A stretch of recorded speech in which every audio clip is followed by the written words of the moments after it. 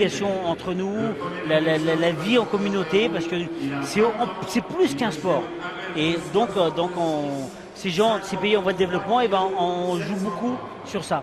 Le noble art comme école de la vie. La présentation des deux combattants des deux boxeurs par Daniel Alouche avec eh bien des garçons qui ont figuré déjà l'an dernier. C'est le cas pour Elias Emigdio qui a déjà boxé lors de la première saison des World Series of Boxing avec 5 victoires et 1 défaite. Et il faut le dire, il a déjà mis quelqu'un KO et dans cette catégorie des moins de 54 kilos, mettre son adversaire au tapis, c'est qu'on a du souffle, on a de la poudre dans les poings parce que c'est assez rare que cela arrive. Alors, vous l'avez noté Thomas, c'est vrai que dans les petites catégories, on privilégie principalement la vélocité, la rapidité, mais c'est vrai, vous l'avez souligné, quand on met quelqu'un à terre, c'est qu'on a franchement un potentiel de frappe, on va dire hors norme, mais quand même au-dessus de la moyenne. Quand on dit dans le milieu de la boxe, un boxeur qui a plus de la moitié de ses combats avant la limite, il est considéré comme étant un puncher. Il a remporté son combat par KO lors de la 4e semaine. Il n'a pas combattu lors de la 5e semaine. Il avait mis au sol Arda Avski. Il avait battu Alexander Riskan, le boxeur du Paris United. Et ce soir, ce n'est pas Riskan, c'est Geoffrey Dos Santos qui l'affronte. Geoffrey Dos Santos du Paris United.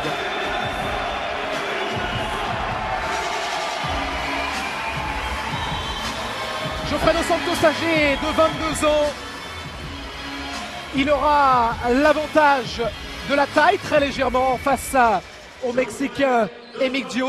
Et lui, c'est sa première année avec John Dovey et avec le Paris United, qui, je vous le rappelle, chers spectateurs, chers internautes de Lorenzi TV, le Paris United a remporté la compétition l'an dernier en Chine. Le Paris United est le champion en titre.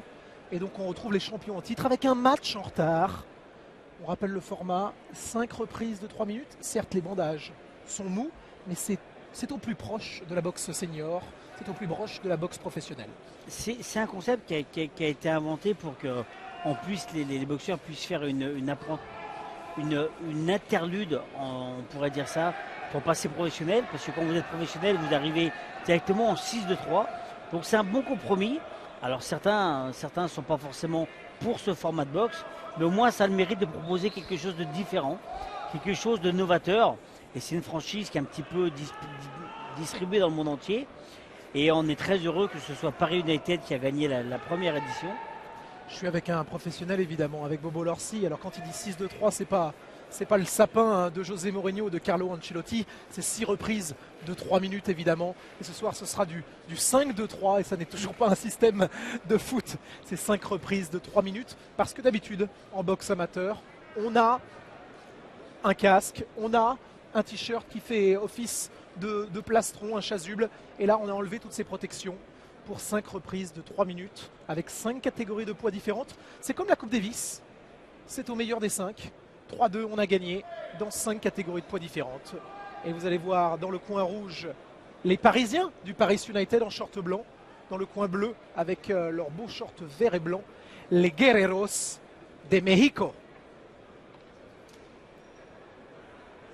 21h02, on est presque en retard sur le planning, mais la salle est bien garnie pour cette 7e journée de la WSB. Dos Santos, Paris United, Emigdio, Mexico City, Guerreros.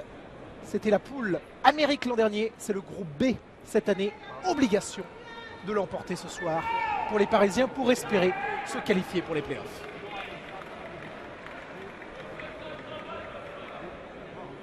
Avec un petit avantage de taille là, pour le français, vous l'avez souligné tout à l'heure.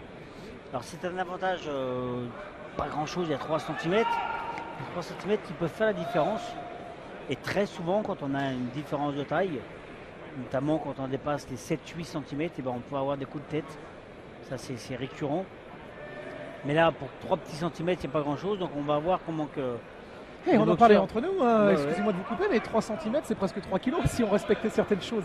Vous savez, quand on en parlait entre nous, souvent 10 cm d'écart entre la taille et le poids, 1,70, 60 kg. Là, 1,69, 54 kg, 1,66, 54 kg.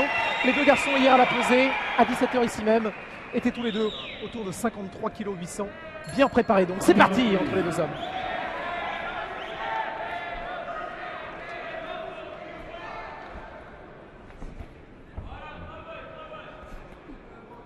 Alors, le format est un peu différent, on l'a souligné tout à l'heure, c'est-à-dire qu'il faut aller plus loin au niveau d'entraînement parce qu'on dépasse les 3 rounds de 3 minutes. Et donc c'est un entraînement qui est pratiquement doublé parce que les boxeurs ils ont besoin d'être en forme jusqu'à 5 rounds de 3 minutes. Donc ces petites spécificités qu'on donne, et là gros enchaînement de la part du Français. Ouais, c'est bien ce qu'il fait Geoffrey là avec ses petits crochets courts. Regardez ces différences entre la boxe européenne et puis la boxe d'Amérique du Sud. Regardez, il y a plus de coups qui sont donnés en dessous au foie de la part du Sud-Américain. Et c'est beaucoup moins flagrant en général en Europe. Parce que c'est vrai que les coups qui sont donnés en dessous à l'estomac et au foie, eh bien, ils ne sont pas comptés. Oh, ça a marqué ici peut-être pour Émile Diou en tout cas. C'est vrai qu'il y a c'est le style cubain encore, hein, avec la main basse, la garde basse chez le Mexicain. Oh, ça part de loin encore. Ah, il tente de placer ce crochet du bras arrière. Émile Diou. Un crochet très dangereux car il a vu que le boxeur français avait la main gauche un peu basse. Alors, attention parce que pour le moment il reçoit ces terribles crosses sur le haut de la tempe. Oh. Déstabilisé le Mexicain. Oui, grosse prise de risque dès la première reprise. Le Français, il faut qu'il lève plus sa main gauche. À Dos Santos, il faut qu'il lève beaucoup plus sa main gauche parce qu'il a la main gauche un peu basse et les larges crochets du droit qui sont donnés à la tempe de la part du Mexicain peuvent, s'ils touchent sa tempe, peuvent le faire se déstabiliser. Et encore une fois. En tout cas, c'est une boxe très ouverte dans cette première reprise. On échange coup pour coup. Pas de round d'observation, il faut vite marquer des points. La particularité également de cette WSB, on vous donnera des points après chaque round. Ça nous permet d'avoir davantage de visibilité. C'est bien aussi pour vous, cher internaute.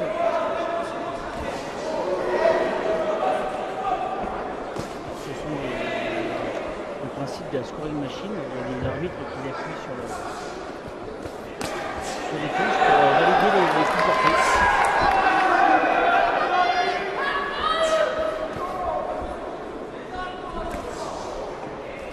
Ce terrible croche du droit de la part du Mexicain.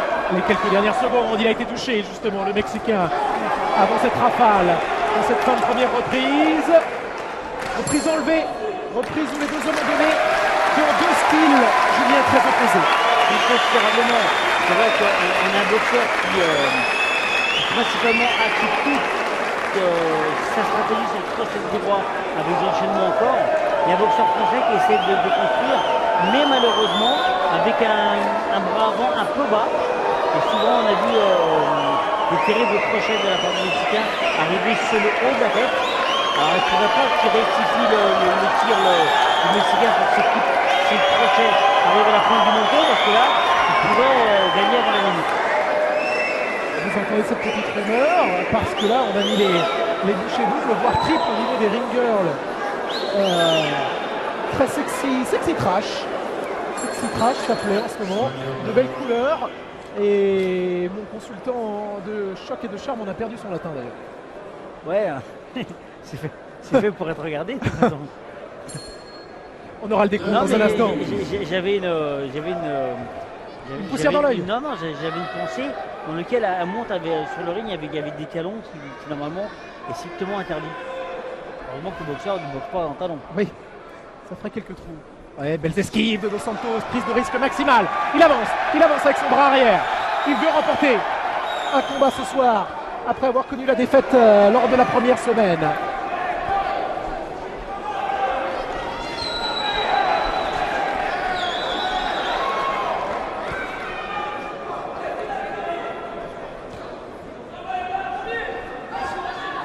Un peu large quand même sur ces échanges, le boxeur mexicain. Il part un peu de loin. Mais c'est des boxeurs qui sont d'une manière ou d'une autre voués à passer professionnel. c'est toute la différence qui peut se passer entre la France et puis les pays latinos. C'est que nous, on privilégie une boxe amateur et après une boxe professionnelle. Et eux, on le met directement dans un phénomène de boxe professionnelle. Donc ce sont des boxeurs qui ont une attitude de boxe pro.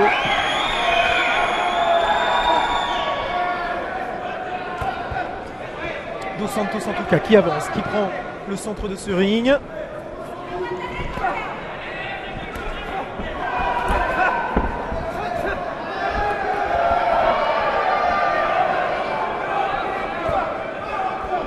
Dos Santos qui ne donne pas assez de direct du bras avant pour essayer de contenir un peu son adversaire et l'empêcher d'arriver sur lui.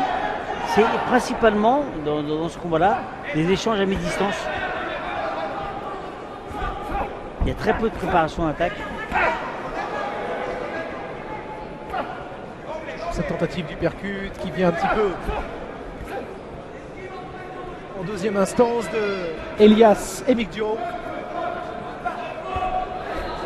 Alors toujours il y a crochet droit, il y a soit le percute du gauche derrière ou le crochet gauche dans la foulée pour le Mexicain.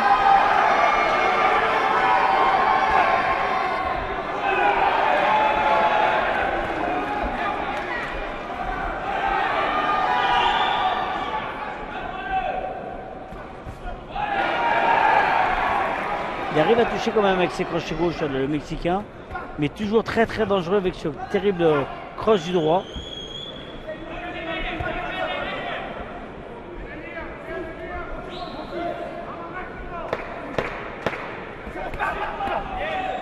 Là encore les dernières secondes de cette deuxième reprise, beaucoup d'activité du Mexicain.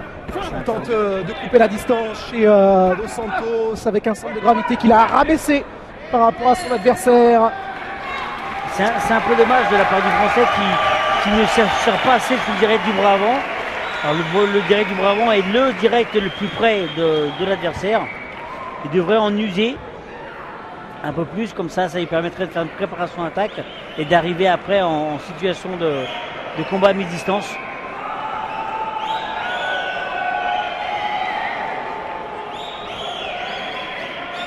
Alors les Anglais, ils ont une expression pour ça, ils diraient « There's some junk in the trunk ». Ils diraient « Il y a du monde ». Au balcon. Oui, au balcon si vous voulez. Ou à l'arrière de la voiture. Alors je suis impatient de vous donner le décompte des points, ça nous sera apporté sans doute dans un instant. Fin de la deuxième reprise.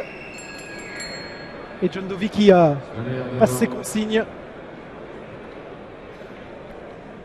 à Dos Santos.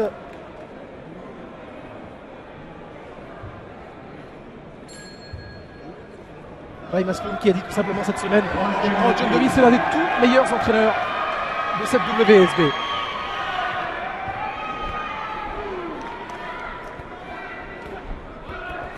Du combat à mi-distance, encore et toujours, un avantage sur les coups au foie de la part du Mexicain.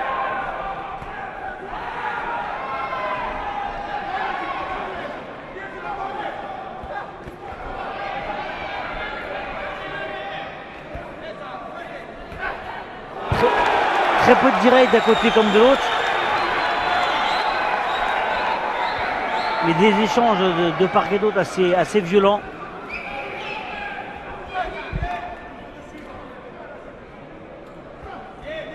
Vous l'avez dit, hein, beaucoup de vélocité dans cette catégorie des 53 kilos.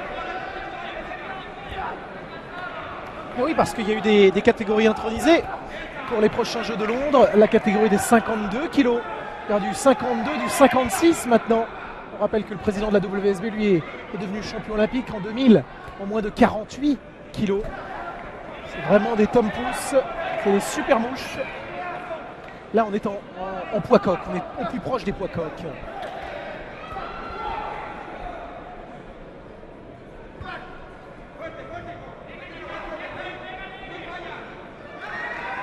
Il me semble avoir beaucoup donné, le Mexicain, lors des deux premières reprises, et marque un petit peu, eh bien, un temps d'arrêt, cherche son second souffle. Ses coups se font moins précis et Dos Santos devrait en profiter pour avancer.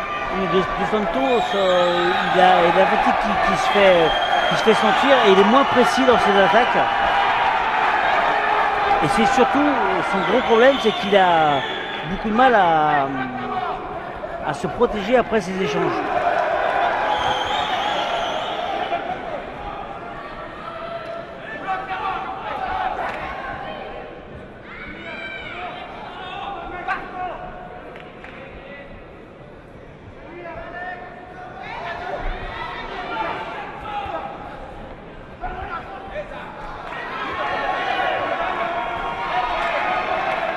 Le boxeur français, c'est vraiment dommage qu'il n'essaie pas de pénétrer sur l'adversaire avec le direct du bras avant.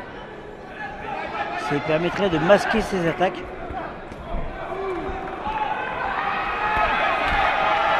Et toujours pareil, le Mexicain avec son terrible croche du droit.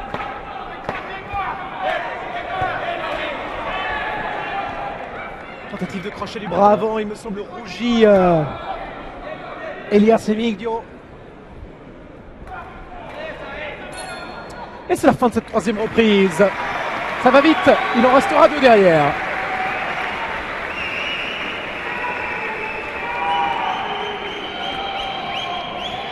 Cinquième seulement du groupe B pour l'instant le Paris United, mais avec un match en retard.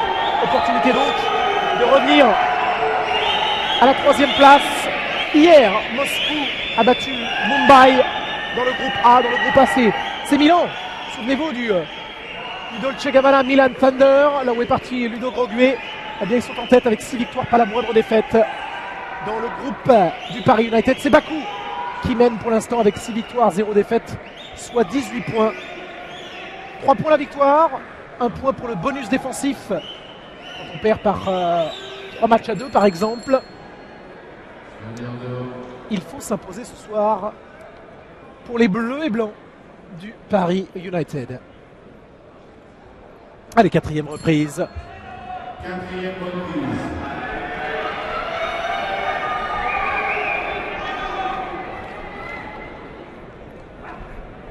Le Français qui recule un petit peu. Regardez, voilà, il va préférer travailler sur les attaques. C'est la remise après pour le moment, ça a l'air de fonctionner.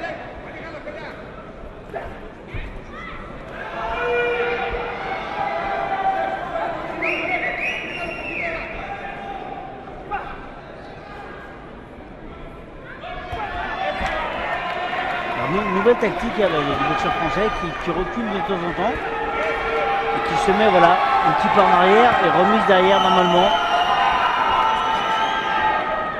Il ne faut pas qu'il subisse de trop. On est dans une catégorie qui est véloce, on vous l'a dit. Il faut échanger des coups, il faut donner. Le boxeur français qui est toujours très... privilégie les échanges à mi-distance. Attention à la tête aussi, d'un côté comme de l'autre.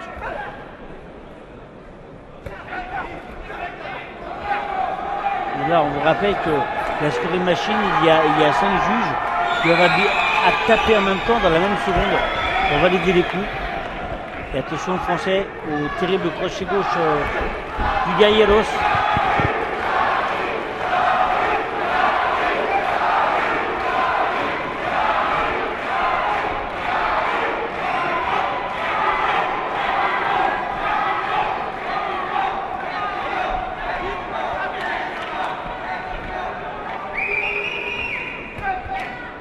Alors vous avez eu le décompte des points, évidemment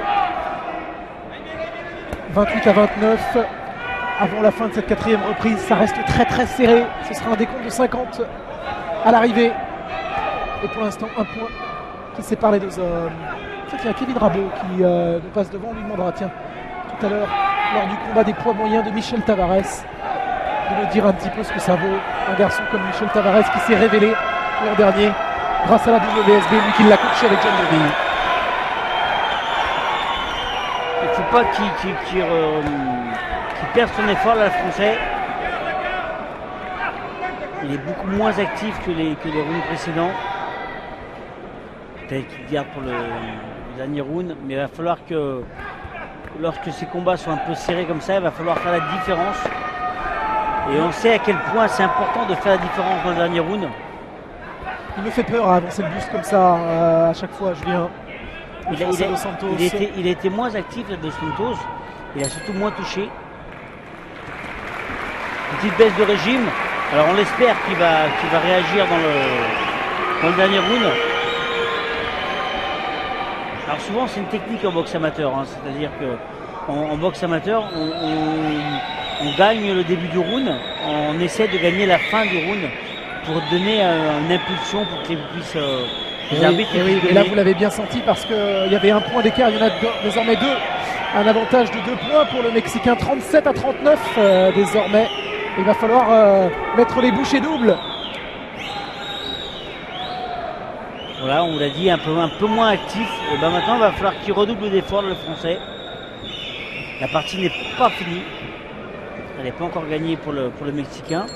Il va falloir qu'il passe la seconde. Il reste 3 minutes pour donner le premier point à Paris United. Et ça va vite derrière, ça va vite, c'est coup près. On l'a dit. 5e et dernière reprise.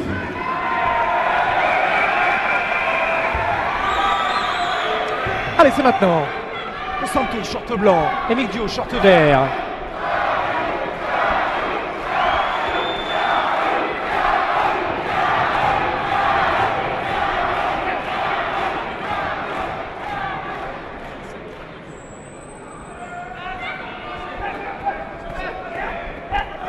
Voilà, il touche le Français, mais il se jette un peu malheureusement. Et toujours, comme d'habitude, des crochets de la part du Mexicain. L'erreur est humaine en tout cas, Julien. Je me permets de rectifier. C'est bien 39-37, c'est bien 2 points d'avance quand même pour Dos Santos. L'effort fourni dans les 3 premières reprises suffit pour avoir 2 points d'avance. Il va peut-être contrôler ou va vouloir paraffer sa victoire maintenant. Ça devrait suffire, à moins que Emigdio, attaquant comme il est, d'un uppercut, fasse sourciller le Français. Le Français avait faibli dans le 5e round et là il reste un round, il va falloir vraiment qu'il passe la seconde pour qu'il conserve son avance. Moins actif dans l'avant-dernier round et il va vraiment falloir qu'il montre que c'est lui le patron. Parce que 2 points c'est pratiquement rien.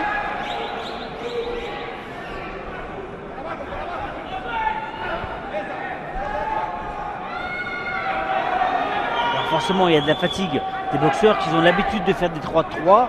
Quand ils font du 5, bon, c'est une nouveauté pour eux.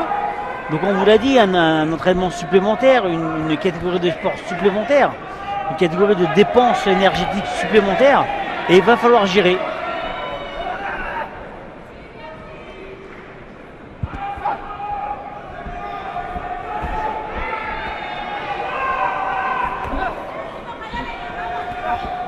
Ah, et les deux hommes à bout de souffle, avec 2 hommes qui tentent de désaxer, de trouver l'ouverture pour un coup dur. Ce fameux lucky punch qui pourrait mettre à mal l'un ou l'autre. Double impact. Ça travaille en tout cas. Il va falloir qu'il remise le Français. Parce que 2 points, c'est pas grand chose.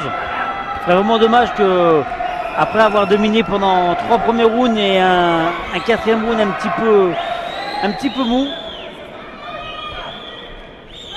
Voilà, très belle uppercut du droit. C'est des points qui marquent, mais attention. Attention, le combat n'est pas fini. Il reste quelques secondes. On y est, les 10 dernières secondes, on l'a entendu. L'appel. Les 2 hommes un petit peu rougis par l'effort, par cette débauche d'énergie. Non, il ne trouvera pas la faille. Elias Emigdio, et on va s'arrêter là, on se check dans ce premier combat où la première reprise fut la plus belle, où la première reprise, on est entré dans le vif du sujet. Et ensuite, lors des 4e et 5e, les 2 hommes étaient déjà assez éreintés, fatigués. Fatigués, on vous l'a dit, c'est des boxeurs qui boxent en 33.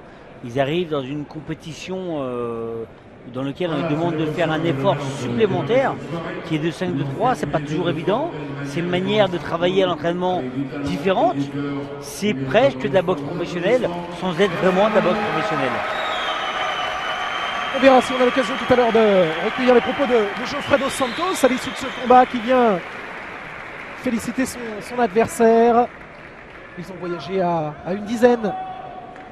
Les Mexicains, j'ai vu tout à l'heure quelques mascaras, les fameux masques du catch de la lucha libre qui sont là dans les tribunes. Quelques Mexicains, sans doute expatriés à Paris, qui sont venus les supporter. La décision. Décision unanime. 49-46, 3 points d'avance pour le premier juge. 3 points d'avance pour le deuxième juge. Tout le monde est d'accord, 3 points d'avance. 3 rounds de gagnés. De plus. Ah, eh bien, vous voyez, on s'était trompé au niveau du décompte. C'était davantage ce qu'on avait vu que ce qui avait été annoncé. C'est bel et bien le Mexicain donc qui menait.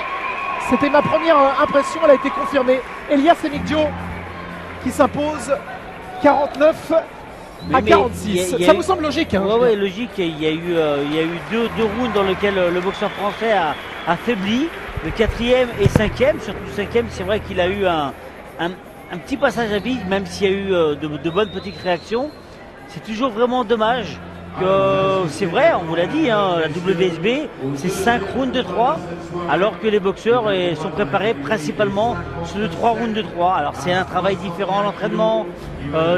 C'est pas toujours évident de faire le passage entre un côté et l'autre. Et on va voir Thomas. Un visage déçu, il y a eu une très belle première reprise, très engagée entre vous deux, et ensuite tu n'as pas réussi à trouver la clé, tu es déçu. Il me manquait un petit peu de souffle, un petit peu dans l'entraînement. Moi j'ai été prévenu un petit peu au dernier moment. On a dû perdre beaucoup de poids, on a dû perdre 7 kilos en 2 semaines. Et je pense que ça a joué parce que contre le Turc par exemple, j'ai eu moins de difficultés pour moi. Pourtant il était un petit peu meilleur que le Mexicain, mais j'étais plus préparé. Donc, Qu'est-ce que c'est la différence entre 3 et 5 reprises, Geoffrey, pour que les gens le comprennent? Quand on a l'habitude de l'amateur, quand on a la 3e, on se dit que en fait on n'est qu'à la moitié du combat et il faut encore assumer 2 autres rounds derrière. Moi personnellement je préfère, ça me permet de gérer mon combat sur 5 rounds et il faut, c'est surtout de l'endurance. Bravo pour tes efforts, on te revoit très vite. Merci.